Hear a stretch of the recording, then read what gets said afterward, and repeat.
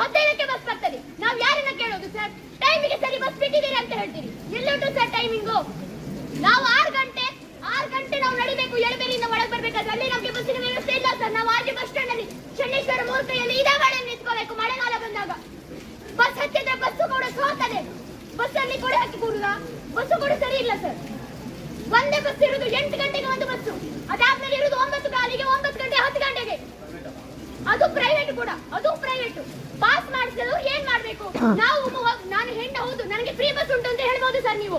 ಆದ್ರೆ ನಾವು ಮೊದಲು ಪಿಯುಗೆ ಹೋಗ್ಬೇಕಾದ್ರೆ ನಾವು ಪಾಸ್ ಮಾಡಿ ಹೋಗಿದ್ದೇವೆ ಸರ್.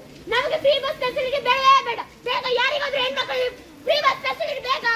ಬೇಡ ಬೇಡ ಬೇಡ ಸರ್. ನಾವು ಹೇಳ್ತೇವೆ ನಮ್ಗೆ ಬೇಡ. ನಮ್ಗೆ ವಿದ್ಯೆ ಬೇಕು ಸರ್, ನಮ್ಗೆ ವಿದ್ಯೆ ಬೇಕು. ನಾವು ಕಾಲೇಜಿಗೆ 10:00ವರೆಗೆ ಹೋದ್ರೆ ನಮ್ಮನ್ನು ಸೇರಿಸುವುದಿಲ್ಲ, ಗೇಟ್ ಬಾಗಿಲು ತೆಗೆಯುವುದಿಲ್ಲ, ವಾಚ್ಮೆನ್ ಒಳಗೆ ಬಿಡುವುದಿಲ್ಲ ಸರ್. ಇದಕ್ಕೆ ಯಾರು ಸರ್ ನ್ಯಾಯ ಕೊಡುವುದು? ನೀವು ಹೇಳ್ತೀರಿ